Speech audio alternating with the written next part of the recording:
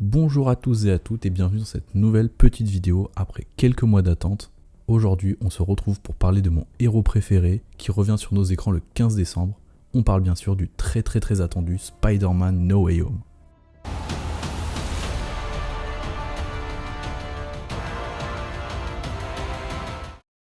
Je vais vous partager mes attentes ainsi que mes craintes à l'approche du film et si j'y arrive, ce qui n'est absolument pas certain, je ferai une vidéo à chaud ou à froid pour partager mon avis sur le film à sa sortie.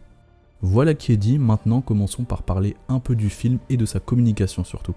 On va pas se mentir, c'est assez catastrophique, Sony a un peu fait n'importe quoi, que ce soit au niveau des affiches ou de la sortie tardive des trailers.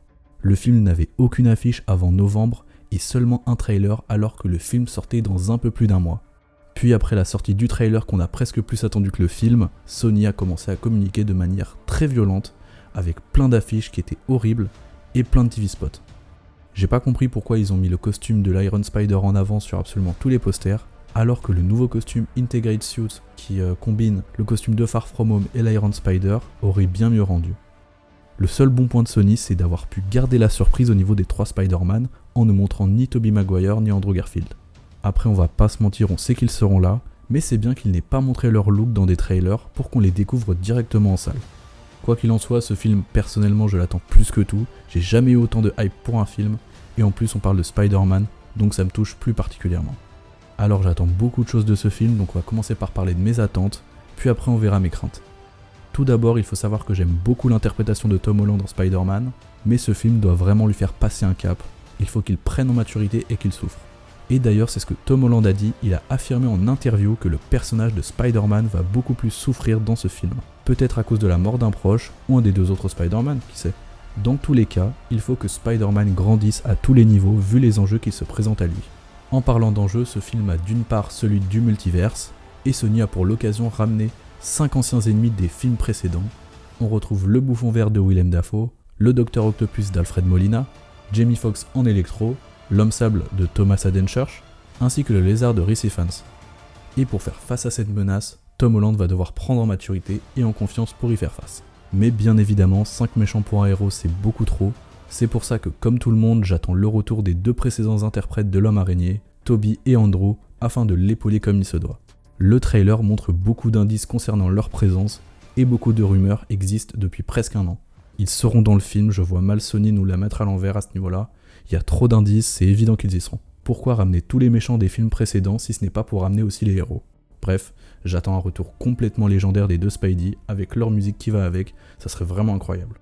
Ensuite, j'attends un film plus dépressif que les 2 précédents qui étaient très gentillets. J'attends un film comme Infinity War ou Endgame, dans lequel Peter va morfler et devoir se battre au péril de sa vie pour sauver le monde de la menace des Sinister Five. Et en parlant d'Endgame, Tom Holland a affirmé que le film serait une sorte de Spider-Man Endgame. Donc on peut vraiment s'attendre à quelque chose d'important pour le MCU et pour le cinéma de super-héros. J'attends vraiment un changement de ton sur ce film, un changement d'ambiance, mais bien évidemment un final épique avec nos 3 super-héros. J'attends une super bande-son avec le retour des anciens thèmes des autres Spider-Man, mais surtout une bande-son marquante dans l'univers Spider-Man, et j'aimerais vraiment qu'ils utilisent la musique qu'on entend dans le second trailer. Elle est vraiment incroyable, et ça changerait par rapport aux 2 autres films où la bande-son n'était vraiment pas marquante. Enfin, j'attends tout simplement un très bon film, c'est-à-dire pas seulement un film pour les fans qui va nous faire kiffer. J'aimerais vraiment que le film soit bon, indépendamment de tout ça, qu'il soit le meilleur de la trilogie Tom Holland. En même temps, c'est pas très compliqué, mais qu'il se place au niveau des anciens, enfin plutôt qu'il vise à se placer à ce niveau parce qu'il y a quand même du lourd. J'ai beaucoup trop de hype pour le film, l'attente est vraiment infernale. J'attends que le mercredi 15 décembre à ma séance de 14h pour enfin profiter de tout ça. Maintenant, je vais vous livrer mes craintes concernant le film, c'est-à-dire les choses qui pour moi pourraient entacher sa qualité. Tout d'abord, j'ai peur que le film se repose uniquement sur la nostalgie avec le retour des anciens acteurs. Je veux que Tom Holland soit le héros de son film et qu'il ne se fasse pas voler la vedette, enfin pas trop. J'aimerais que ce projet ait un sens même si on part dans le multivers et que du coup tout est possible. J'espère que les méchants seront plus ou moins bien traités afin de ne pas entacher leur super rôle dans les films précédents pour la plupart, car on voit bien que le Bouffon et Octopus seront importants, mais concernant Electro, l'Homme Sable et le Lézard, j'ai peur que leur importance soit très minime. Également, j'aimerais que le film prenne son temps. En 2h30, il y a vraiment beaucoup de choses à exploiter ainsi que beaucoup de personnages à l'écran. J'espère que tout ne sera pas rushé et que nous aurons un résultat digeste. Ensuite, malgré toutes les choses complètement folles que le film annonce, il ne faut pas oublier qu'il s'agit d'un film de Jon Watts. Je ne reproche pas comme certains le fait qu'on parle d'un film du MCU, car pour moi ce n'est pas gage de mauvaise qualité. Cet univers cinématographique possède beaucoup de très bons films, mais le réalisateur au contraire peut être un obstacle à la qualité du film. Alors oui, j'ai aimé ses précédents films, mais à leur échelle, c'est-à-dire que je n'attendais à chaque fois pas grand chose, alors que là c'est tout le contraire. Là le projet est beaucoup plus imposant que les 2 films précédents. J'espère qu'il se sera vraiment cassé la tête à faire un grand film, mais honnêtement j'ai peur à ce niveau-là. Je pense pas que la réalisation sera le point fort du film. Voilà, je pense avoir fait le tour de ce que je voulais dire avant la sortie du film. J'espère que vous aussi vous êtes hypés, car je pense que plus que moi c'est pas possible. Je compte les jours, c'est incroyable, j'ai jamais autant attendu quelque chose comme ça.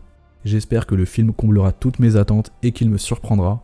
Mais surtout, avant d'avoir un avis objectif, j'espère passer 2h30 de pur bonheur, de pur plaisir, de pure nostalgie. J'espère apprécier le film, tout simplement. Marvel a les clés pour nous pondre non pas un classique, mais un film rassemblant plusieurs générations de fans, et ça c'est déjà exceptionnel. Donc bonne séance à vous, et à très bientôt pour de nouvelles vidéos, et peut-être une critique du film si j'y arrive.